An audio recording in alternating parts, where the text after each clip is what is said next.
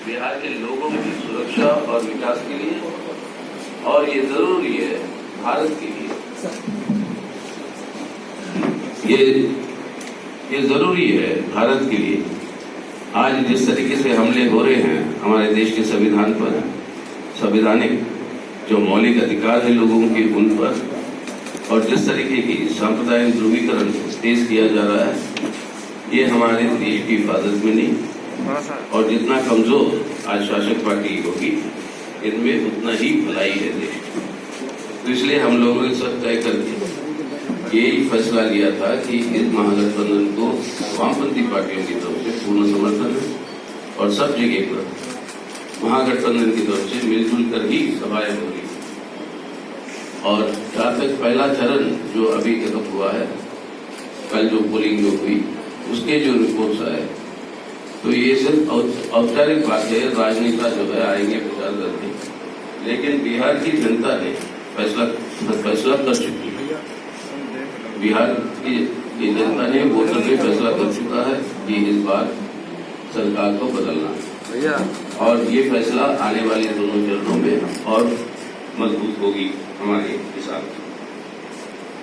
जहाँ तक सवाल जो उठे हैं इस पूरे के पूरे कैंपेन के अंदर, दौरान के अंदर, हम सभी बातों में ले जाएंगे। कोविड राजा है, कोविड सुविधा है, ये यहाँ पे और बाकी कई दिनों से कैंपेन में यहाँ पे है, तो ये तो और बेहतरीन बता पाएंगे आपको सवाल है।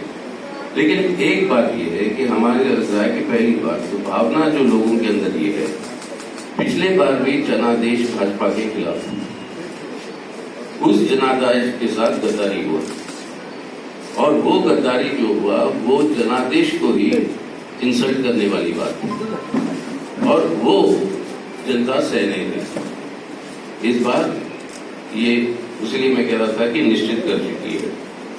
और अब सवाल उठते हैं कि देश में हो क्या रहा। मोदी साहब ने कहा था कि 2 करोड़ नई नौकरियों की सृष्टि करेंगे हर साल। 6 साल हो गए, नई नौकरियों की बात छोड़ी है। आज के दिन ये अनुमान है कि 15 करोड़ से ज्यादा लोग इस लॉकडाउन के चलते, इस महामारी के चलते हुए जो आर्थिक मंदी जो हुई है और जो बिगड़ रही है अर्थव्यवस्था, जिस तरीके से ध्वस्त किया मोदी साहब के सरकार और उनके नीतियों ने, ये जो आर्थिक मंदी है और तीव्र हो रही है, इसे लोगों की रोजमर्रा जिंदगी के ऊपर जो हमला हो रहा है अधिक तरीके से, ये कभी अपने इतिहास में इस तरीके से देखा नहीं। जहां तक ये रोजगार की सवाल है, ये तय हुआ कि जो हमारे ये मजदूर हैं जो बाहर के इलाकों से वापस जो लौटा है, उनके लिए मनरेगा का विस्तरण होगा। उन सबको कम से कम 200 दिन सालाना नौकरी मिलेगी, और उसके लिए उनके वेतन जो है वो बढ़ाए जाएंगे। ये निर्णय सरकार ने खुद घोषणा की, लेकिन वो कुछ लागू नहीं हुआ जमीन पर बिहार के अंदर। और ये प्रवासी मजदूर जब लौट आए, उनके लिए जो व्यवस्था करना था, जिस तरीके से लौट आए, ये सब जानते हैं।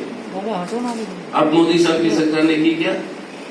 श्रम कानूनों को रद्द कर दिया, साथ ही साथ प्रवासी मजदूर के लिए जो एक कानून जो मुख्य रूप से जो उनके लिए था, उस कानून को हमारी मांग थी वामपंथी पार्टियों की, उसे और मजबूत करना और सुरक्षा देनी है प्रवासी मजदूरों को, उसको उन्होंने रद्दी कर दी। यानी आज प्रवासी मजदूर के लिए कोई अधिकार जो भी थोड़ा बहुत था पहले कानून के अंदर, वो भी नहीं था। तो इस तरीके से जो लोगों के जो आर्थिक पैमाने पर, सामाजिक पैमाने पर जो हमले हो रहे हैं, अब यहाँ पर आ गया ये कहते हुए कि यहाँ पे आके घोषणा कर रहे हैं कि जो टीका जो ओवर कर आएगा वैक्सीनेशन, वो जो है उनकी सरकार आएगी तो मुफ्त बांटे। ये हर सरकार की जिम्मेदारी है, आजादी के बाद नहीं, ब्रिटिश हुकूमत ने जो भी इस तरीके से बीमारियां महामारियां हुई है पहले भी, उन सब के लिए जब चिकित्सा वो सरकार अपनी जिम्मेदारी से सबको यूनिवर्सल सबको वो पहुंचाती थी उनके खर्चे। अभी तक हम देख रहे हैं अमिताभ बच्चन जी हो या बाकी लोग हो, पोलियो ड्रॉप्स के बारे में वो विज्ञापन में आते हैं। सरकारी खर्च स्मॉल पॉक्स से लेकर पोलियो तक सब चीजें जो है सरकार ने दिया है। ये किसी की मेहरबानी नहीं है, ये सरकार की जिम्मेदारी।